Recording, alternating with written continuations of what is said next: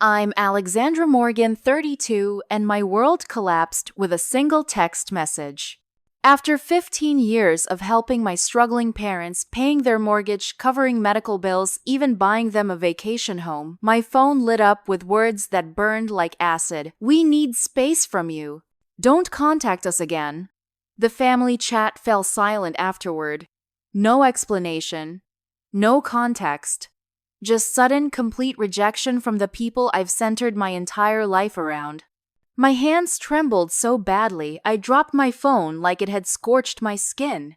Before I share the devastating story behind this message, drop a comment letting me know where you're watching from. Hit that like and subscribe button if you've ever felt the sting of family betrayal. Trust me, you'll want to hear how this nightmare unfolded and the shocking truth I uncovered. Growing up as the oldest of 3 children in the Morgan household wasn't easy. My parents, Diane and Robert, always struggled financially. I can still picture the kitchen table covered with unpaid bills, my mother's face tight with worry as she tried to figure out which utilities we could afford to keep that month.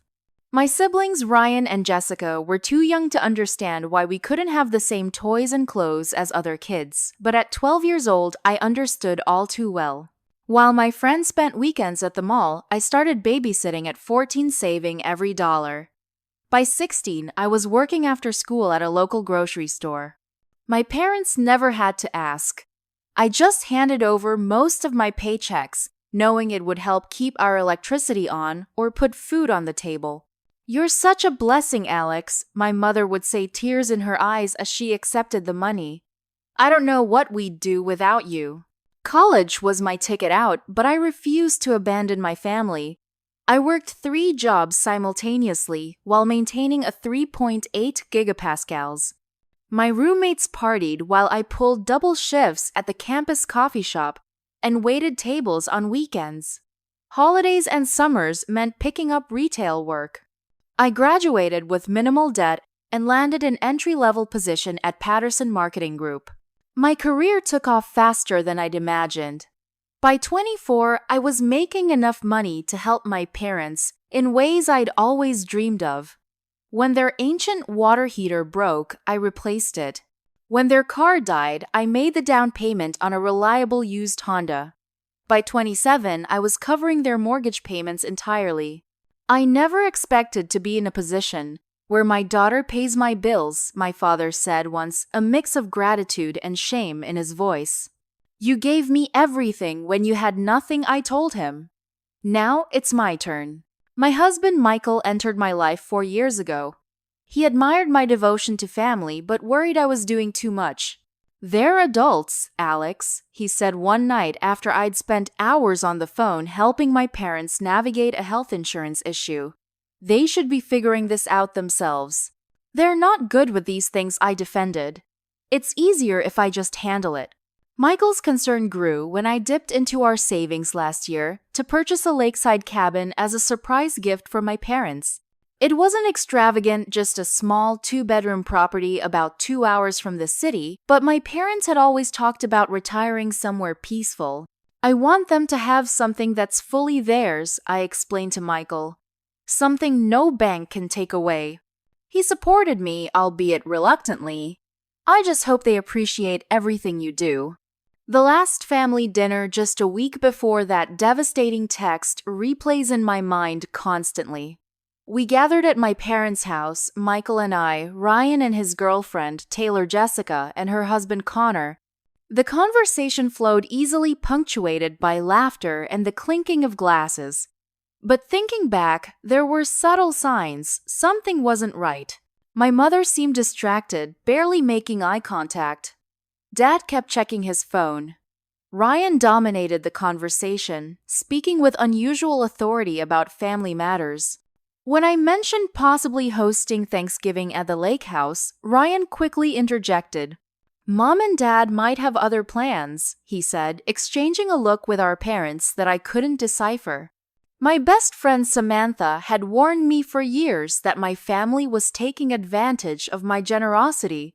"They treat you like an ATM, not a daughter," she said bluntly after hearing I'd paid for my parents' anniversary cruise. When was the last time they did something for you? I dismissed her concerns. That's not how family works, Sam. You don't keep score. But after receiving that text, I called everyone repeatedly, my parents, Ryan, Jessica, and received nothing but voicemail. I left increasingly desperate messages, evolving from confusion to panic.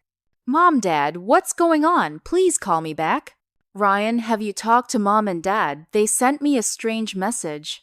Jess, I'm really worried. No one's answering my calls. Can you please let me know what's happening? The silence was deafening. For the first time in my adult life, I felt completely shut out by the family I devoted everything to support. 3 days of unanswered calls and sleepless nights drove me to action. I couldn't live with this unexplained rejection any longer. Without telling Michael my plans, knowing he would try to talk me out of it, I left work early and drove to my parents' suburban home, the house where I'd grown up and now paid the mortgage on. My heart thumped painfully when I spotted Ryan's sleek black BMW in the driveway. So they were speaking to him but shutting me out. I sat in my car for several minutes, gathering courage before finally approaching the front door. I still had a key, but something stopped me from using it.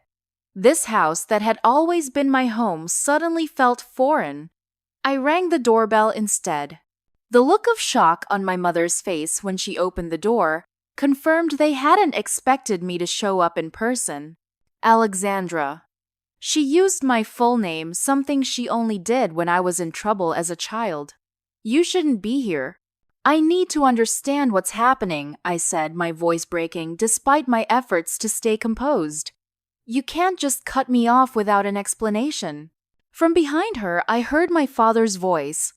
Let her in, Diane. We might as well get this over with.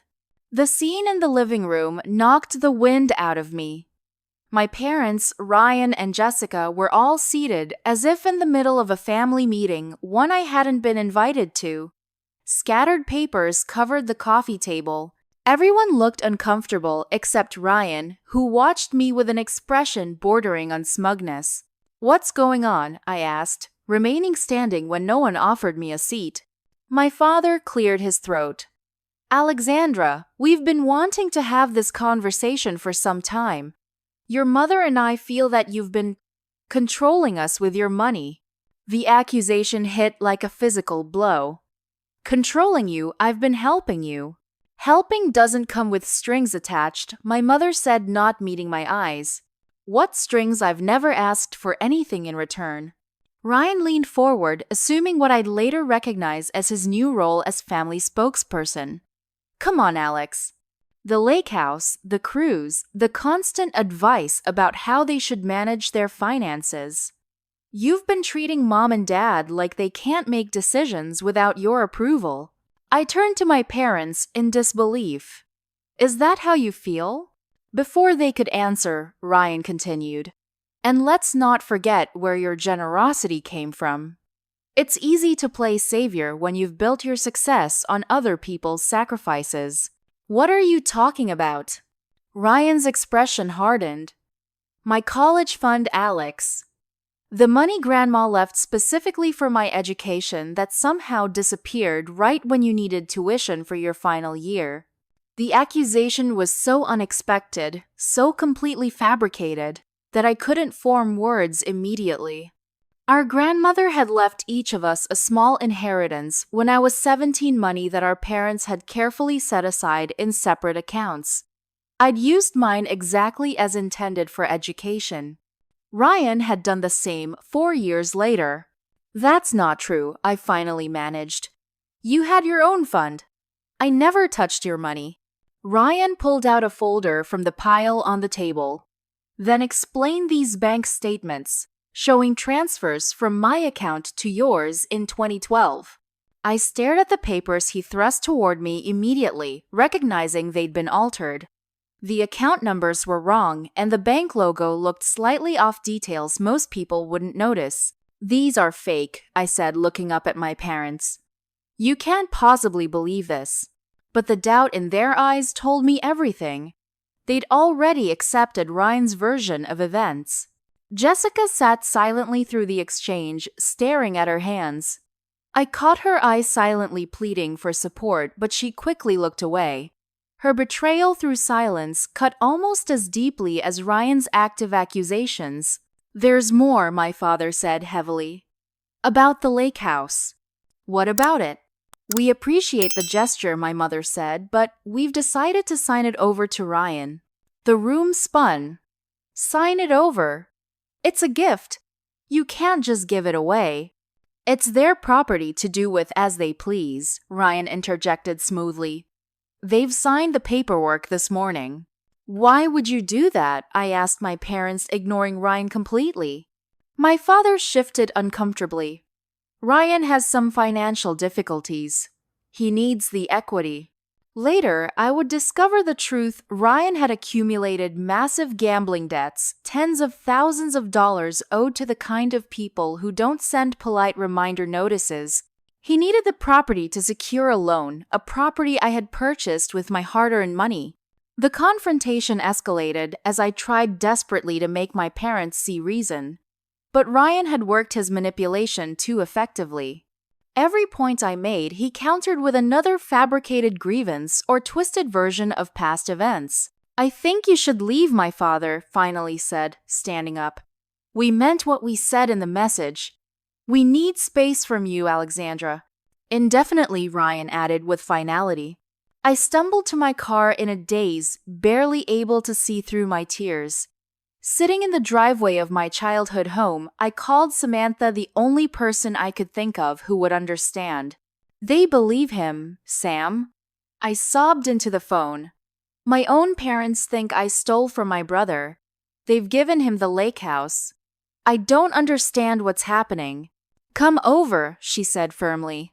"Right now. You shouldn't be alone." As I drove away, I caught a glimpse of Ryan watching from the window, his expression unreadable. Something had changed in my brother, or perhaps I was only now seeing what had always been there, hidden beneath the surface. 2 weeks passed in a blur of unanswered texts and teary nights. I tried to maintain normalcy at work, but my focus was shattered.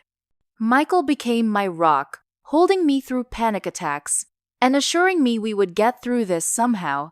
But nothing prepared me for the expanding circle of rejection I was about to experience.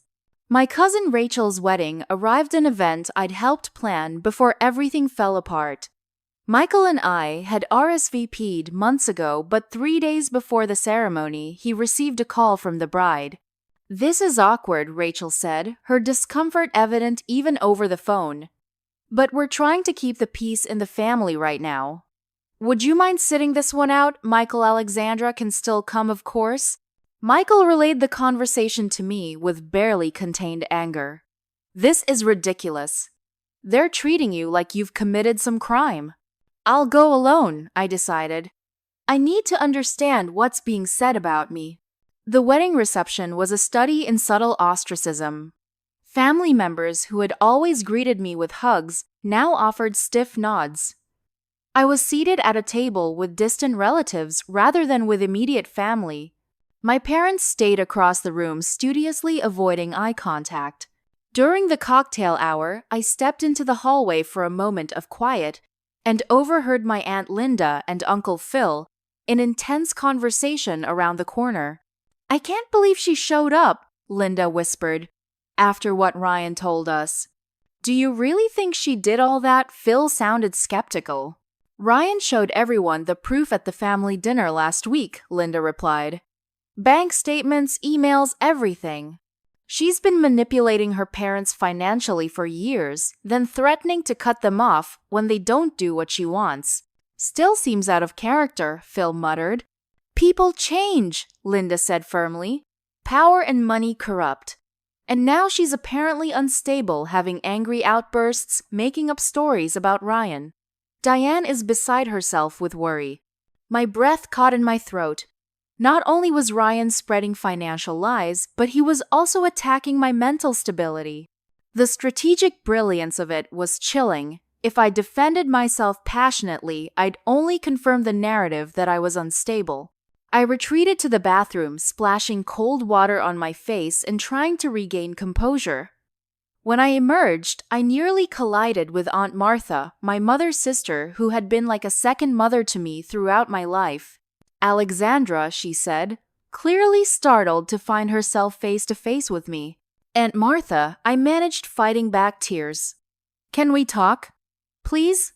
Something in my expression must have moved her, because after a moment's hesitation, she nodded and led me to a quiet corner of the venue's garden.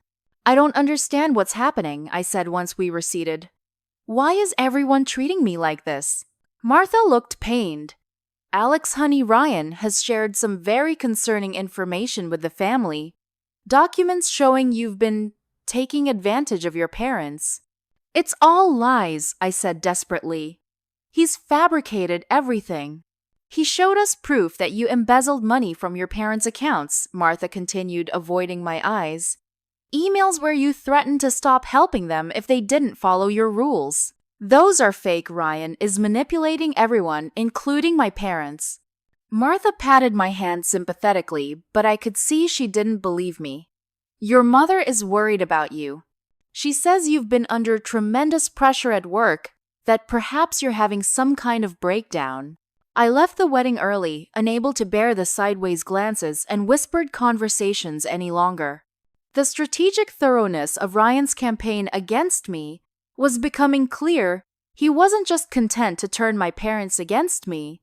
He was systematically isolating me from our entire extended family.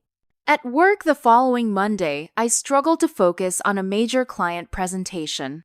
Catherine Pearson, my boss and mentor, pulled me aside afterward.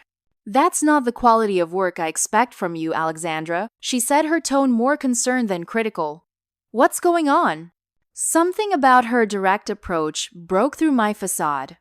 To my horror, I burst into tears in her office, years of professional composure crumbling in an instant.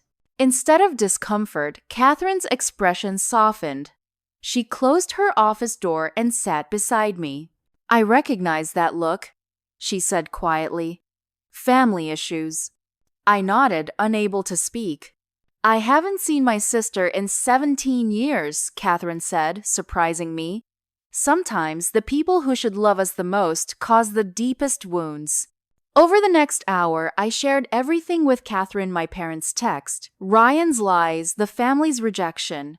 Instead of judgment, I found understanding. "This isn't just emotional abuse," Catherine said when I'd finished. "What your brother is doing is fraudulent.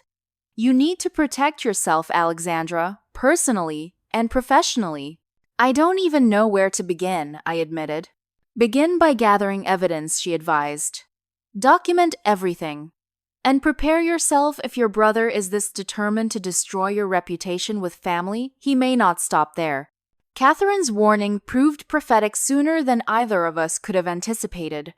As I left her office, I felt a new determination forming. I would no longer be a passive victim in Ryan's campaign against me.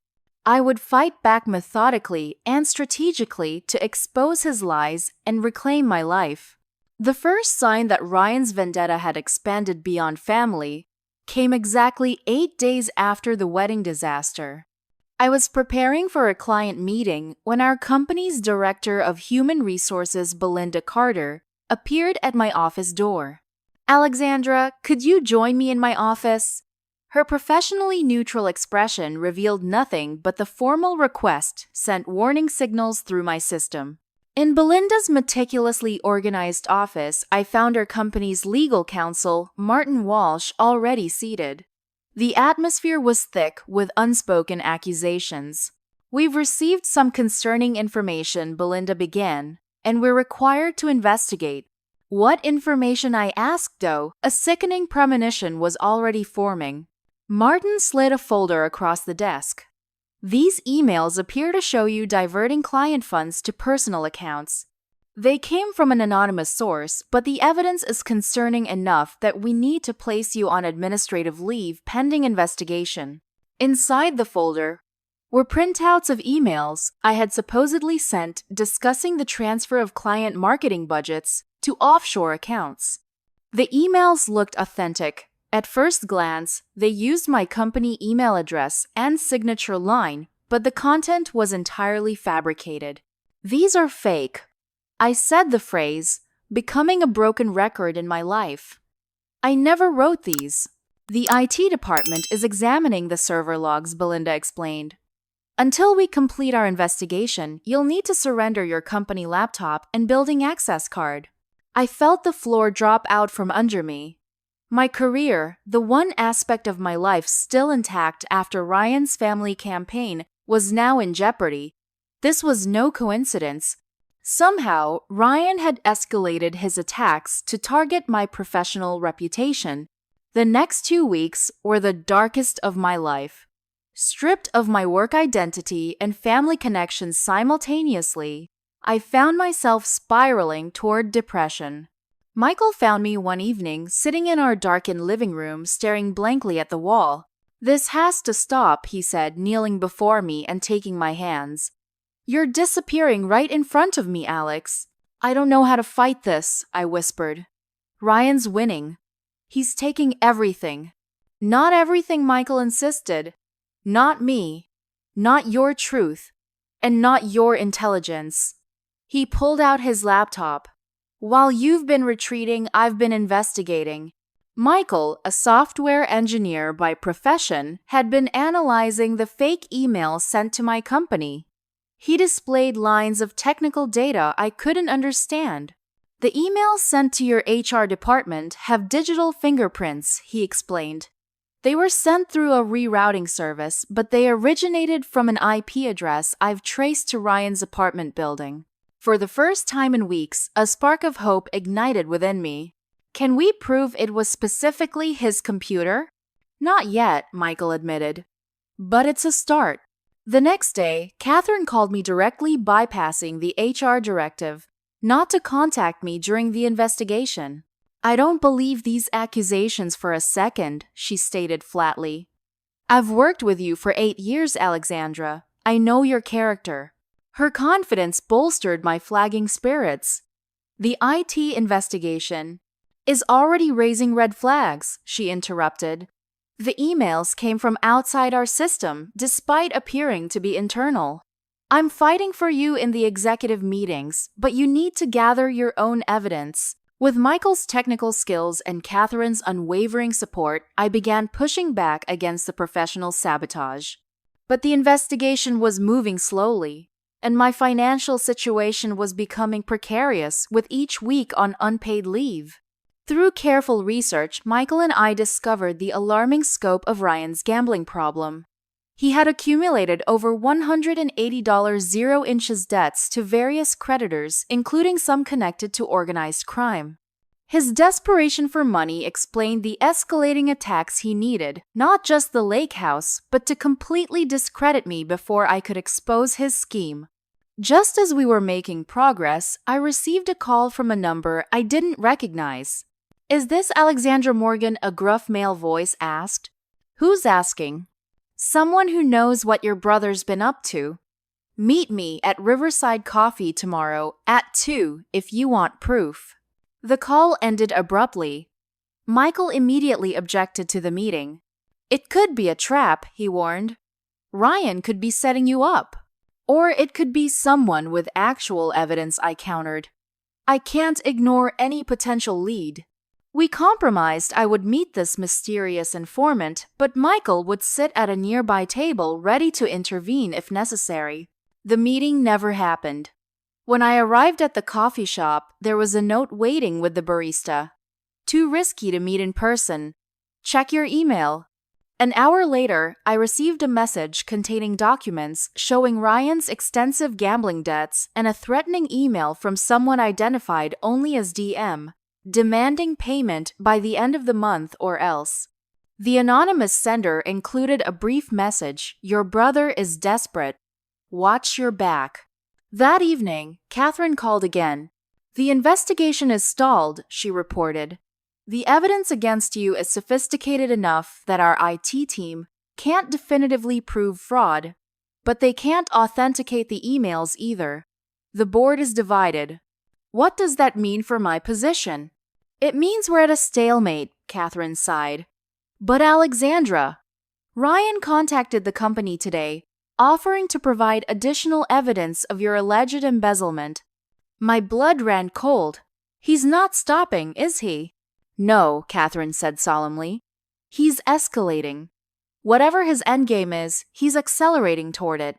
You need to be prepared for things to get worse before they get better. That night, I received a text message from an unknown number. Back off, or Michael's next. The threat against my husband marked a dangerous new phase in Ryan's campaign against me. He wasn't just trying to isolate and discredit me anymore, he was threatening the people I loved. For a moment, I considered giving up letting Ryan win, walking away from everything to protect Michael. But as I watched my husband sleeping peacefully beside me, I made a different choice. I would fight back not just for myself, but for everyone Ryan had manipulated and hurt. This was no longer just about clearing my name. It was about exposing Ryan's dangerous schemes before he destroyed more lives than mine. The text came at 3:17 a.m., jolting me from fitful sleep. Can we meet alone? No, Michael. Tell no one. Jess. My sister had maintained complete silence for nearly 6 weeks, her complicity, through inaction, a constant ache in my heart. Now, she wanted to meet in secret. It felt like another potential trap, but I couldn't ignore the possibility that Jessica was finally ready to speak the truth. We arranged to meet at a small diner, 30 miles outside the city, far enough that we were unlikely to encounter any family members or mutual acquaintances. I arrived early, claiming a booth in the back corner with clear sightlines to all entrances. Jessica arrived looking like a shadow of herself. Always the most stylish of us siblings, she now wore no makeup. Her hair pulled back in a hasty ponytail, dark circles beneath her eyes. She scanned the diner nervously before sliding into the booth. Were you followed? She asked immediately, her voice barely above a whisper. By whom? Ryan. She flinched at our brother's name. He watches everything now. Everyone in the family. He checks Mom and Dad's phone, records their emails. He convinced Dad to install security cameras at their house. Why are you telling me this now, Jess? You sat there silently while he destroyed my reputation. Tears filled her eyes. I know. I'm so sorry, Alex. I was scared. Scared of what? The truth? Jessica looked around again before pulling out her phone and showing me a text message from Ryan. Remember, if Alex contacts you, everything we discussed happens. Your choice. What was he threatening you with? I asked, my anger softening slightly. Connor's job, she said, referring to her husband. Ryan somehow found out that Connor had a DUI in college that he never disclosed when applying to the school district. He threatened to send anonymous evidence to the school board. Connor could lose his teaching position, I realized. Jessica nodded miserably. But I can't stay silent anymore. Not after what I found out last week. She reached into her purse and withdrew a manila envelope. Mom and Dad remortgaged their house. They gave Ryan $300,000. What? Why would they do that? Ryan told them he needed it for a business investment that would set them all up for retirement. But I overheard him on the phone with someone he was talking about paying off his markers and getting the sharks off his back. I felt physically ill. The house I've been paying the mortgage on for the last 5 years, yes. And there's more. Jessica pulled out more documents. I found these in Ryan's laptop bag when he was staying with us last weekend. The papers revealed a shocking truth. Ryan had been forging documents in my name for years. Loan applications, credit accounts, even letters to our parents with demands I had never made. Why would he do all this? Jessica wondered. The gambling debts, I explained. He owes dangerous people a lot of money. But this started before that. This is methodical, Jess. He's been planning this takedown for years. Jessica looked devastated. There's someone helping him. A friend named Dave. I've overheard them talking about their plan for Mom and Dad's money. Dave Mercer? I asked, remembering Ryan's college roommate. Yes. He comes over to our parents' house all the time now. He and Ryan are always whispering together. Dave has some kind of legal background. He's the one creating all these fake documents. Jessica, this is fraud. They could go to prison for this. I know, she whispered. But Ryan has something on everyone. He told me if I ever spoke against him, he'd make sure Connor went to prison for the DUI. It was a hit and run, Alex. Someone was injured. The revelation explained Jessica's terrified silence. Ryan had leveraged everyone's vulnerabilities masterfully. Will you help me expose him? I asked. Will you tell our parents the truth? Jessica's face crumpled. I don't know if I can. Connor's career, his freedom. Ryan said he has evidence. He's manipulating you through fear, just like he's done to our parents. We need to stand together against him. Let me think about it, she pleaded. I'm scared of what he might do if he finds out I've talked to you. People like Ryan and Dave count on that fear to keep controlling everyone, I said. They're bullies, Jess. As we prepared to leave, Jessica grabbed my arm. Be careful, Alex. Ryan told Dave that no one would miss her if she disappeared. I think he meant you. The threat lingered in the air between us transforming this family drama into something potentially far more dangerous. As Jessica hurried to her car, looking over her shoulder constantly, I realized the stakes had risen exponentially. This wasn't just about clearing my name anymore, it might be about survival. The morning after meeting Jessica, I called Natalie Foster, a law school friend who had become a respected prosecutor. Over coffee in her office, I laid out the entire situation, presenting the evidence I'd gathered with Michael and the documents Jessica had provided. Natalie listened intently, occasionally jotting notes. When I finished, her expression was grave. This is serious, Alex. Identity theft, fraud, extortion, possibly even criminal threats. Your brother could be looking at significant jail time. I don't necessarily want Ryan in prison, I admitted. I just want him stopped and my name cleared. Those might not be separate outcomes at this point, Natalie warned. The level of fraud here, it's systematic and extensive. She helped me organize my evidence chronologically and identify the legal statutes Ryan and Dave had likely violated. More importantly, she outlined a comprehensive strategy to counter their actions. Document everything, she emphasized.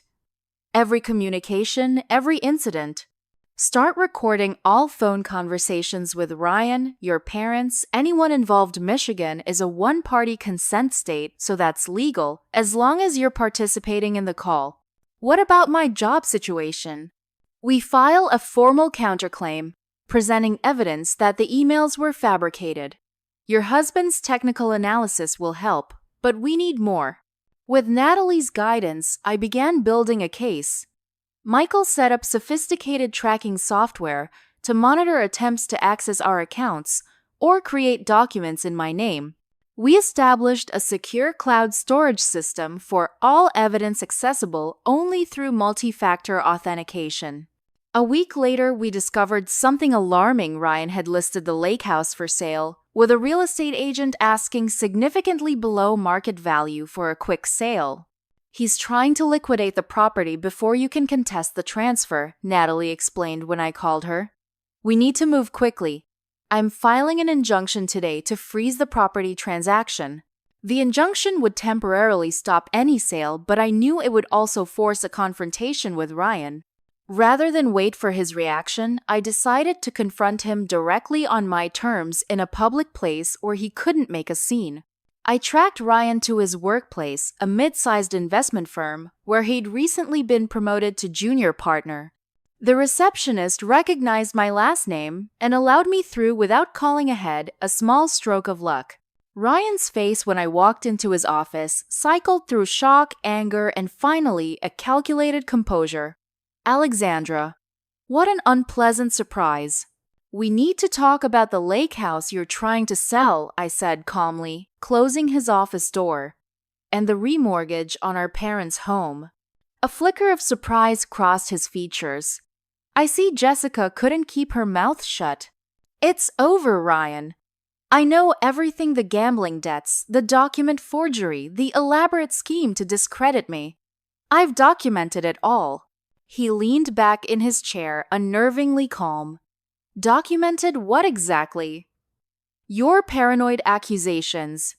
Your mental health issues that mom and dad are so worried about. The paper trail, Ryan. The evidence that you and Dave Mercer have committed multiple felonies. The loan applications you forged in my name. The fake emails you sent to my company. For the first time, uncertainty flickered across his face, quickly replaced by contempt. No one will believe you over me, he said flatly. I've made sure of that. Everyone thinks you're unstable, desperate for attention after being cut off financially. That narrative worked with family, I acknowledged. But the FBI tends to care more about evidence than family drama. Identity theft across state lines is a federal offense. Ryan's facade cracked momentarily. You're bluffing. Try me, I challenged. Return the lake house to our parents. Come clean about the lies. Help them refinance their home to a reasonable payment. Do that, and maybe we can resolve this without you going to prison. His laugh was chilling in its genuine amusement. You always were naive, Alex. Do you really think mom and dad will ever trust you again? I've been working on this for years. Every time you sent them money, I made sure they knew it came with invisible strings. Every time you offered help, I reframed it as control. Why? I asked, truly bewildered. What did I ever do to you? You were perfect, Alexandra, he spat. The devoted daughter, the successful executive. Do you know what it's like living in your shadow? Having parents who constantly compare you to their golden child. The depth of his resentment stunned me. This wasn't just about money, it was about years of perceived inequality, jealousy, twisted into something toxic and dangerous. And now Ryan continued, regaining his composure. I've made sure you'll lose everything. Your job, your family, maybe even your marriage. Michael's already been contacted by our attorneys regarding your mental stability. The threat against Michael pushed me beyond fear into cold determination. I filed an injunction on the lake house, I informed him. Any attempt to sell it now constitutes fraud. And I've prepared documentation packages for the police, the FBI, and the State Bar Association regarding Dave's involvement. Ryan's expression hardened. You have no idea who you're dealing with, Alex.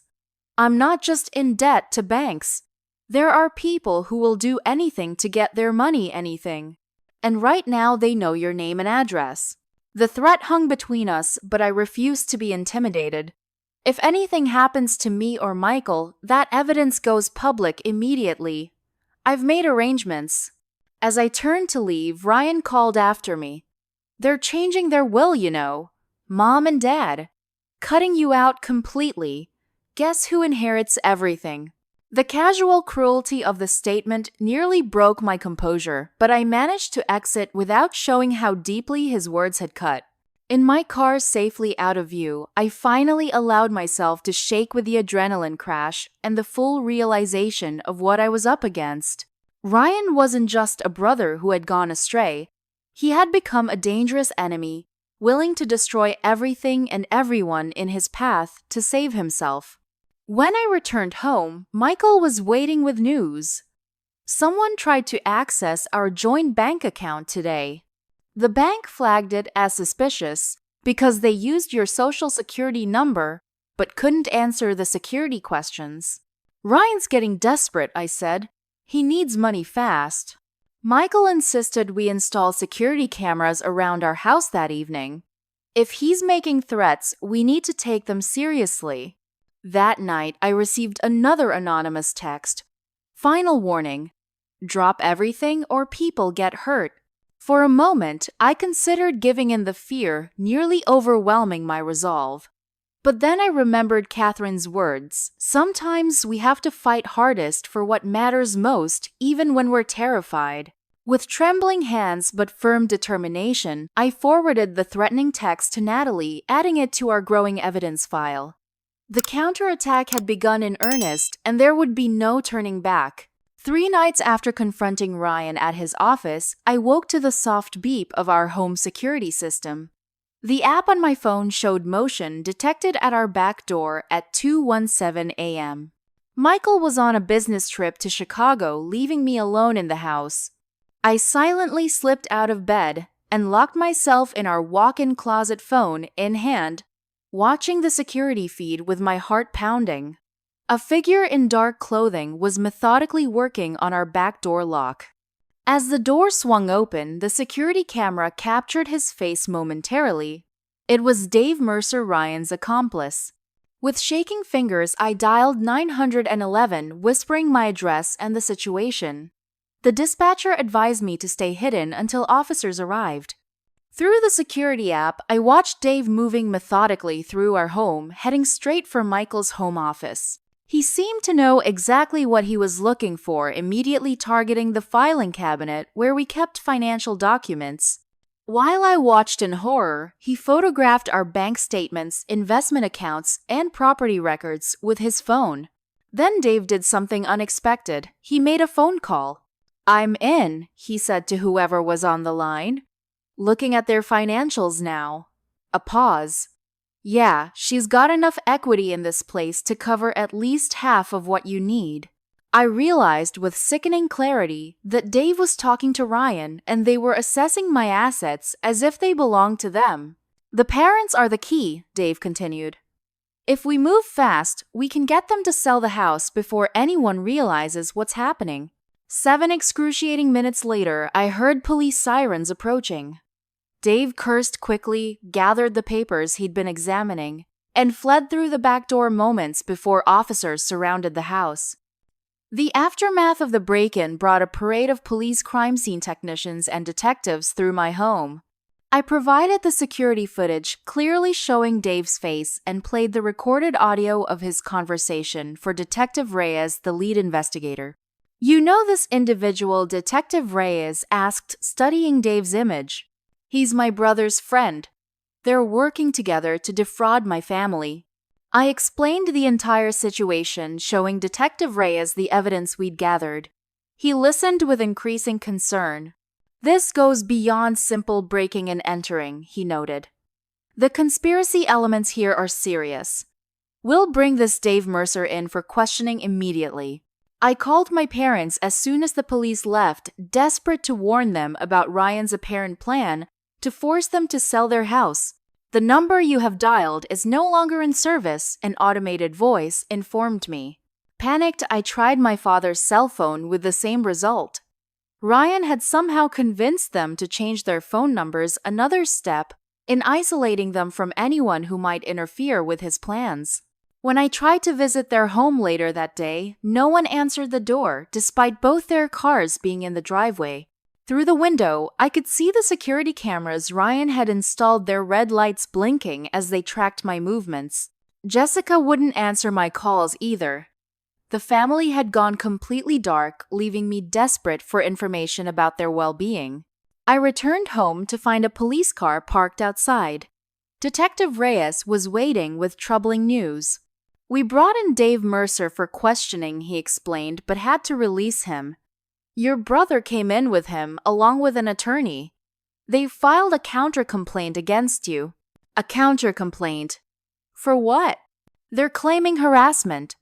Your brother presented emails allegedly from you threatening him and his friend if they didn't, quote, play along with your delusions." "Those are fabricated," I said, frustration mounting. "Just like everything else Ryan has produced." "I believe you," Detective Reyes said carefully. "The timeline doesn't add up with their claims, but it complicates our investigation." "What about the break-in, the security footage?" "They claim Dave had permission to enter your home to retrieve documents you had stolen from your brother." Detective Reyes looked uncomfortable. "Miss Morgan, your brother also brought your parents to the station. They provided statements supporting his version of events. The betrayal cut deeper than I thought possible. They're afraid of him," I explained. "He's controlling them through manipulation and threats." "That may be, but without their testimony." He left the implication hanging. Without my parents admitting Ryan's manipulation, it became my word against an apparently united family front. Michael returned from his business trip to find me at the lowest point since this nightmare began. The violation of our home, my parents' betrayal, and the legal complications had pushed me to the edge of desperation. "They're all afraid of him," I said, curled up in our bed, unwilling to move. "My own parents are helping him discredit me to the police. How do I fight that?" "We need to understand what he has on your parents," Michael reasoned. "There must be some leverage he's using beyond emotional manipulation." That evening, as we tried to piece together Ryan's strategy, Jessica finally called back. "I can't talk long," she said, her voice so low I could barely hear her. "Ryan's watching the phone records. Are Mom and Dad okay?" "What's happening over there?"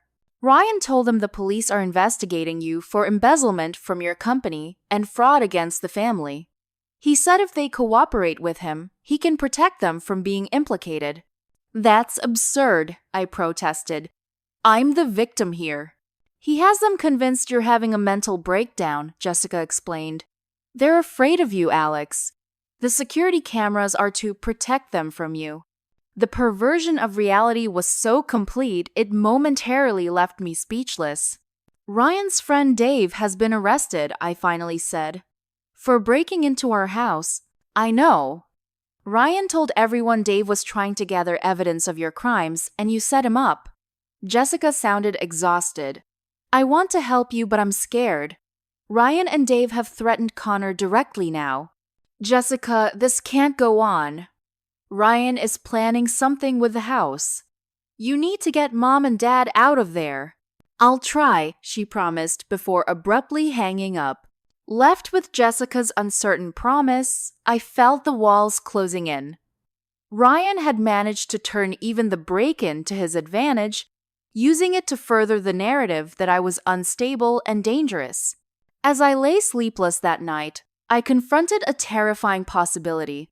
What if I couldn't win against Ryan? What if his manipulation was so complete, his planning so thorough that the truth would never overcome his fabricated reality? Then, at 1:23 a.m., my phone lit up with a text from an unknown number, Marina Bar. "Tomorrow, 8 p.m. I have what you need to stop your brother, Lauren." The name took a moment to register. Lauren Peterson, Ryan's ex-girlfriend from 3 years ago. Their breakup had been explosive and public, with Ryan spreading vicious rumors about her afterward. I had always suspected there was more to the story than Ryan's version. Could Lauren be the unexpected ally I desperately needed?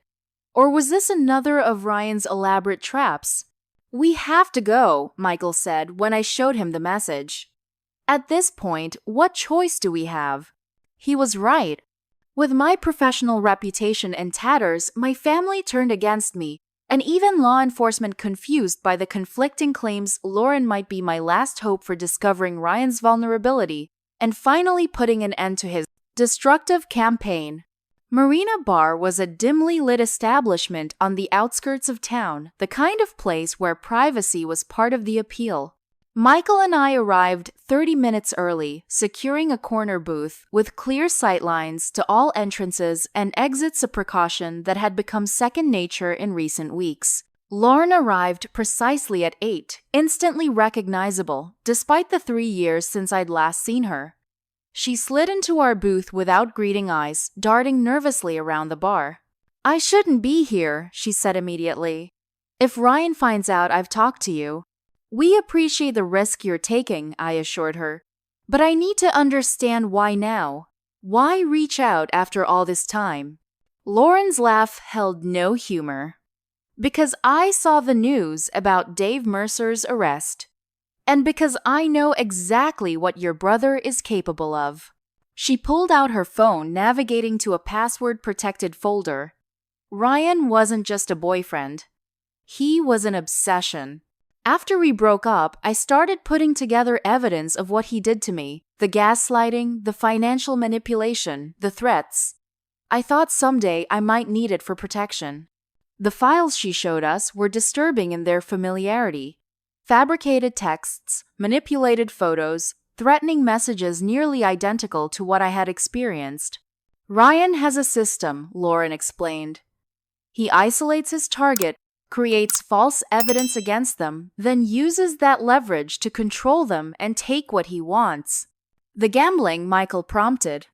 How long has that been going on? At least 4 years.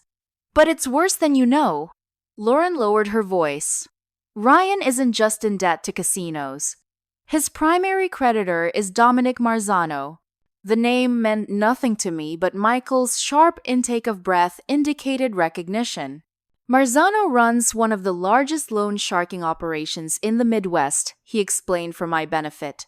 He's been investigated for everything from racketeering to assault. Ryan owes him over $300,000, Lauren continued. The deadline for payment is next Friday.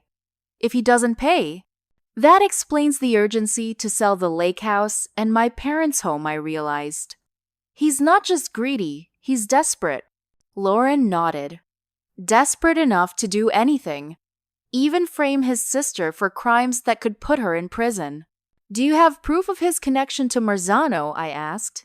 In answer, Lauren played a voice recording, Ryan frantically pleading with someone named Dom for more time, offering the properties as collateral. This is exactly what we need, Michael said excitedly. With this, plus the evidence from the break-in, it's not enough, I interrupted, thinking strategically for the first time in weeks. We need Ryan to incriminate himself directly. A confession that can't be explained away or attributed to manipulation on my part. Lauren studied me with newfound respect. You're thinking of setting a trap.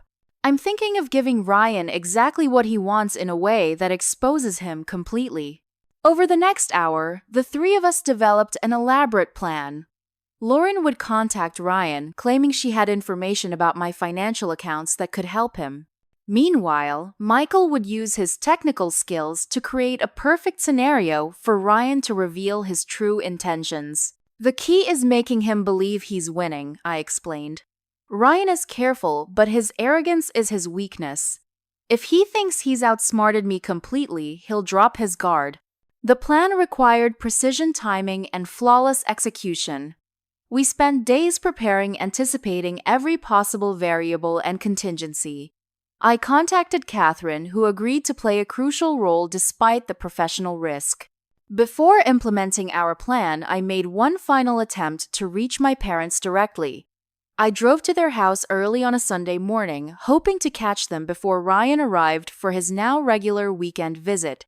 To my surprise, my father answered the door. Alexandra. His face was haggard, aged years in the months since I'd last seen him up close. You shouldn't be here. Dad, please, just listen to me for 5 minutes. That's all I'm asking. Something in my tone must have reached him because after a moment's hesitation, he stepped onto the porch, closing the door behind him. Ryan is in serious trouble, I said, showing him copies of some of the evidence we'd gathered enough to raise questions without revealing our full strategy. He owes dangerous people hundreds of thousands of dollars. That's why he turned you against me, why he's trying to get control of your house and the lake property.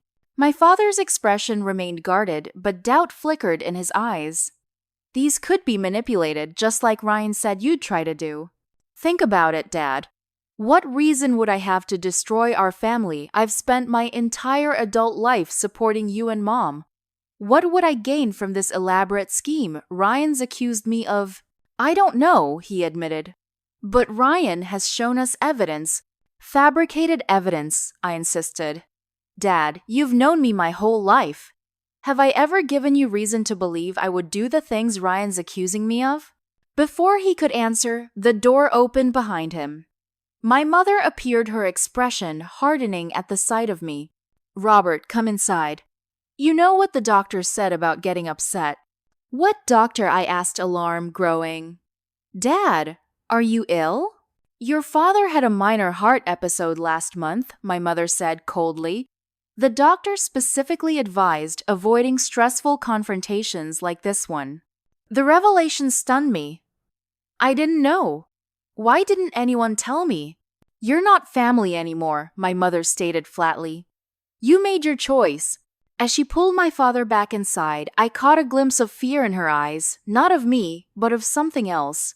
I realized then that Ryan's hold on them went beyond emotional manipulation. He had made them genuinely afraid for their physical well-being. This ends Friday, I called after them. Whatever Ryan has told you, whatever you believe about me, watch the news on Friday evening. The confrontation left me shaken, but more determined than ever.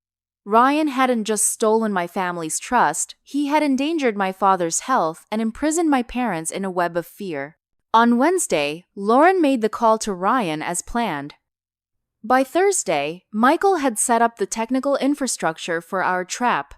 Catherine had prepared the corporate elements required for our scenario to be believable. Friday arrived with the weight of inevitable confrontation. Everything was in place. Lauren had convinced Ryan to meet her at my company's office, after hours claiming she had accessed financial information that would allow him to clear out my accounts before I went to the authorities with fabricated claims. Catherine had provided access to a conference room equipped with hidden cameras and microphones. Michael monitored the technical aspects from a separate room, ensuring every word would be recorded with perfect clarity. I waited in the conference room, heart-pounding, reviewing the script we had carefully crafted. This performance had to be flawless, vulnerable enough to lower Ryan's guard, but controlled enough to lead him where we needed him to go. At precisely 7:30 p.m., Ryan arrived. The surprise on his face when he saw me instead of Lauren was quickly masked by his practiced composure. Alexandra. I should have known Lauren wouldn't have the spine to go through with this. She doesn't know. I intercepted her messages. I lied smoothly. I'm here because we need to talk, Ryan. Really talk. There's nothing to discuss, he said coldly, turning to leave. $300,000, I said quietly, stopping him in his tracks. That's what you owe Dominic Marzano, right, with interest compounding daily. Ryan's face drained of color. How do you... I know everything, Ryan. The gambling debts, the threats from Marzano's people, the deadline. I know you're desperate. His expression hardened. So you called me here to gloat, to threaten exposure. I called you here to offer a solution. I gestured to the chair across from me. One last chance to end this without destroying what's left of our family. Suspicion warred with curiosity on his face, but eventually he sat down. What kind of solution? I have access to company accounts, client funds that haven't yet been allocated to projects. Nearly $400,000. Enough to pay off Marzano with some left over. Ryan's eyes narrowed. You expect me to believe you're suddenly willing to embezzle company funds to help me, after everything? Not to help you, I clarified, to help our parents. Dad had a heart episode, Ryan. Did you know that the stress you've created is literally killing him? A flicker of genuine concern crossed Ryan's face, the first authentic emotion I'd seen from him in months. I didn't know, he said quietly. This has gone too far, I continued. You've won, okay? You've taken my family, my reputation, nearly my career. I'm offering a truce these funds in exchange for the truth to our parents and the return of the lake property. Ryan studied me carefully. Why would you do this? Risk prison for embezzlement? Because unlike you, I actually care about Mom and Dad's well-being. And because I'm tired, Ryan. I can't fight anymore. The vulnerability in my voice wasn't entirely feigned. The exhaustion of these months had taken a genuine toll. Ryan sensed it like a shark detecting blood in the water. How would this work? He asked, leaning forward. I've already transferred the funds to this temporary account, I said, sliding a paper with account details toward him. The transaction will be discovered during next week's audit unless I reverse it by Monday morning. That gives you the weekend to pay Marzano and come clean to our parents. Ryan took the paper, studying the account information and the substantial balance shown on the attached statement, all meticulously created by Michael to appear authentic. Why should I trust you? Ryan asked. What's to stop you from reporting this transaction immediately after I access the funds? Because I've implicated myself, I explained. The transfer was done under my credentials. If you go down for this, so do I. Ryan considered this logic his natural suspicion, warring with desperate need. And all you want in return is, what, a family reconciliation? I want the truth. Tell mom and dad everything, the gambling, the manipulation, the lies about me. Return the lake house to them. Then we go our separate ways. And if I refuse, I shrugged. Then we both lose everything. The company presses charges against both of us. And Marzano comes after you anyway. At least this way our parents are protected. Ryan was silent for a long moment, calculating. I need to make a call, he finally said, stepping away from the table but remaining in the room. I watched as he dialed, keeping his voice low. It's me. I've got a solution to our problem. Yes, the full amount. No, by tomorrow morning. It's legitimate, just complicated. I'll explain later. When he returned to the table, his demeanor had changed subtly, more confident, almost triumphant. I accept your offer, he said, extending his hand. One condition: you deliver this information to Marzano's associate in person with me. I want him to know the source is legitimate. This deviation from our planned script was unexpected, but workable. Fine. When and where? Tonight. His associate is waiting at the Westview Hotel. Let's go then, I agreed, gathering my things. As we prepared to leave, Ryan's composure slipped just enough for me to glimpse the truth. He had no intention of honoring our agreement. Once Marzano was paid, Ryan would disavow all knowledge of the embezzlement and let me take the fall alone. His momentary triumph was so complete that he couldn't resist a final twist of the knife. You know what's funny, Alex? After everything the lake house mom and dad's remortgage, it still wasn't enough. I needed this score to save myself. So in a way, you're still the family savior. Just not how you imagined. Let's just get this done, I said, feigning resignation. As we walked toward the elevator, Ryan continued, his guard completely lowered. I did feel bad at first turning them against you, but it got easier. They were so willing to believe the worst once I planted the seeds. People believe what they want to believe. And the fake documents, the emails to my company. Ryan smiled coldly. Dave has a particular talent for forgery. Though I'll admit the break-in was risky. We needed to know exactly what evidence you had gathered. All this because of gambling debts. I asked, pushing him to reveal more. It started that way, Ryan admitted as we entered the elevator. But after a while, it became something more. You were always the perfect one, Alex. Mom and Dad's golden child. I wanted them to see you the way I always did, selfish, controlling, only helping, because it made you feel superior. The elevator doors opened to reveal Detective Reyes and 4 uniformed officers waiting in the lobby.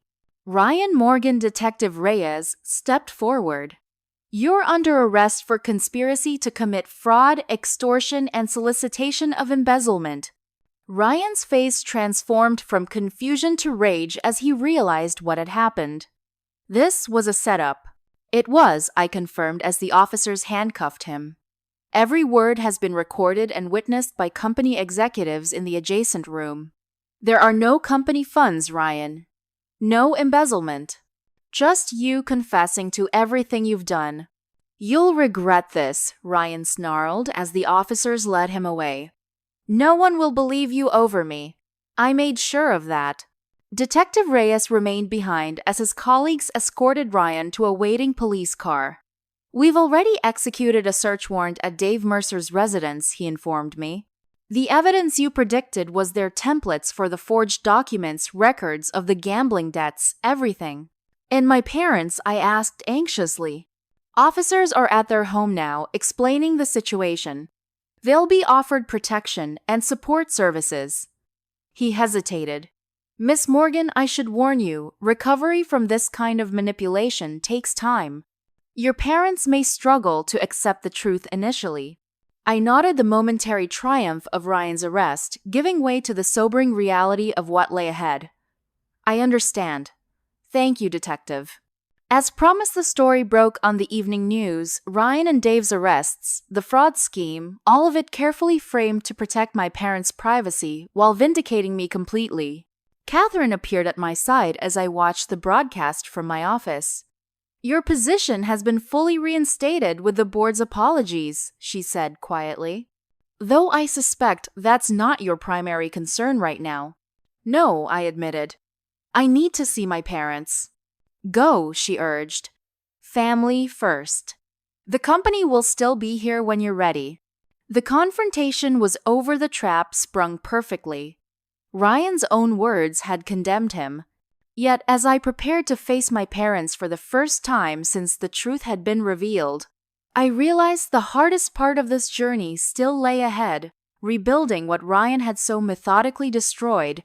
The aftermath of Ryan's arrest unfolded like the final tremors, after an earthquake unpredictable, revealing new damage with each passing day. Dave Mercer quickly accepted a plea deal providing detailed testimony against Ryan in exchange for reduced charges. The evidence recovered from his apartment was damning templates for forged documents, detailed notes on their scheme, even recordings of conversations with Ryan planning their next moves against me. Ryan, facing multiple felony charges and overwhelming evidence, maintained his innocence through 3 preliminary hearings before finally accepting a plea agreement. He would serve 4 to 7 years in state prison for fraud, extortion, and related charges. The legal resolution came swiftly, but the emotional aftermath proved far more complex. My first meeting with my parents after Ryan's arrest remains etched in my memory. The hesitant way they invited me into their living room, sitting together on the couch like visitors in their own home. The security cameras Ryan had installed were gone, but their presence lingered in the anxious glances my parents exchanged. We don't know what to believe anymore, my father admitted, his voice rough with emotion. For months, Ryan convinced us you were having some kind of breakdown, that you were dangerous, manipulative. And now they're saying the same about him, my mother added. How do we know what's real? Their confusion was understandable. Ryan had spent years methodically poisoning their perception of me. A lifetime of trust had been systematically dismantled, replaced with carefully constructed lies. Rebuilding that trust wouldn't happen in a single conversation. I don't expect you to believe everything immediately, I told them. But I hope you'll give me the chance to show you the truth slowly over time. The full extent of Ryan's manipulation gradually became clear. He had intercepted my calls and messages, installed monitoring software on their computers and phones, and isolated them from friends who might have offered alternative perspectives.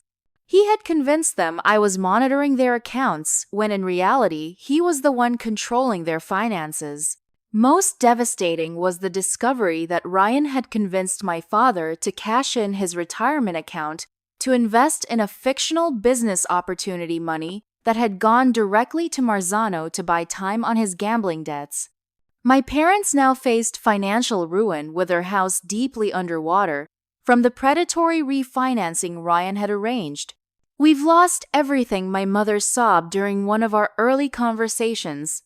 The house, Robert's retirement, even the lake property is tied up in legal proceedings. My first instinct was to sweep in and fix everything, pay off their mortgage, replace the retirement funds, solve all their financial problems immediately.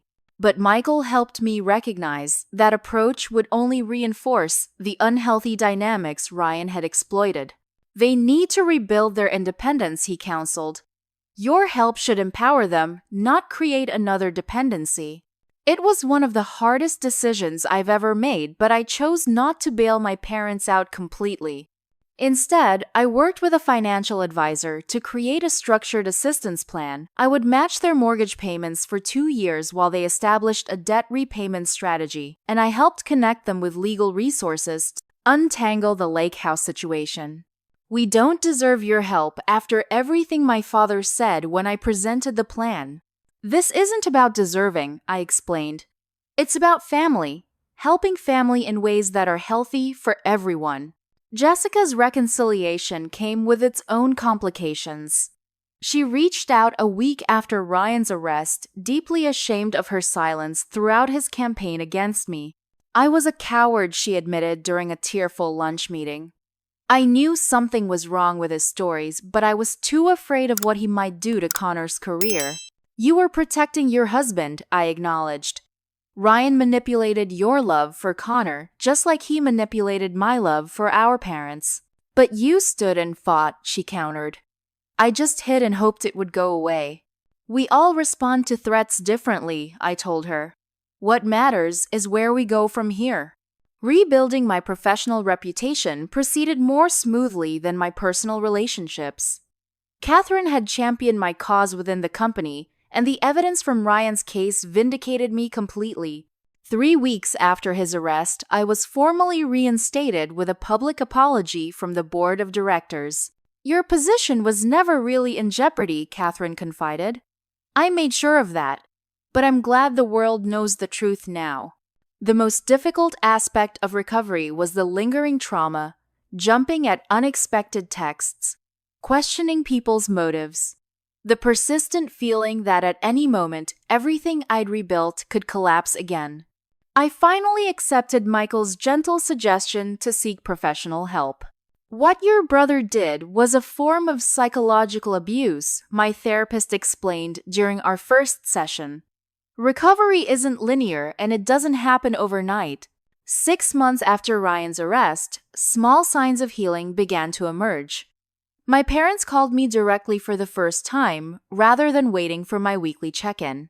Jessica and Connor invited Michael and me for dinner, with genuine warmth rather than obligatory politeness. At work, I stopped feeling the need to document every decision and conversation as potential evidence. Most significantly, I began establishing healthier boundaries with everyone in my life. I still supported my parents, but no longer at the expense of my own well-being. I maintained connections with extended family, but didn't chase their approval. I worked diligently at my career, but remembered to preserve energy for my marriage and personal growth. 1 year after that devastating text message, my parents, Jessica, Connor, Michael, and I gathered for dinner at a neutral location, a restaurant. None of us had visited before, free from painful associations. The conversation remained somewhat guarded, the intimacy of our pre-Ryan relationships not yet fully restored. But when my father raised his glass in a toast, his words offered hope for our continuing recovery. To family, he said simply, not perfect, but ours. And to second chances. Later that night, as Michael and I walked home under a clear autumn sky, I reflected on the painful journey of the past year. I used to think family meant sacrificing everything for the people you love, I told him. I defined my worth by how much I could give, how much I could fix. And now he prompted gently. Now I understand that real family supports your growth, not just your giving. Love isn't measured by sacrifice, it's measured by respect. The wounds Ryan inflicted haven't completely healed, and perhaps they never will. But they've transformed into something unexpected, a source of wisdom, resilience, and self-understanding I might never have developed otherwise. The family I have now isn't the idealized version I once clung to, but something more authentic, imperfect people working to understand each other, establish healthy boundaries, and rebuild trust step by small step. It's a family where I'm valued for who I am, not just what I provide. And that despite everything we lost along the way, feels like the greatest gift I could have received. If you've ever experienced family betrayal or manipulation, I hope my story reminds you that healing is possible not by returning to what was, but by creating something new and healthier from the pieces that remain. Have you ever had to rebuild trust with someone you love? Share your experience in the comments below. Don't forget to like this video if it resonated with you. Subscribe for more stories of healing and resilience, and share with someone who might need to hear that recovery, however difficult, is always possible. Thank you for listening to my journey. May your own path, whatever its challenges, lead you to the authentic connections we all deserve.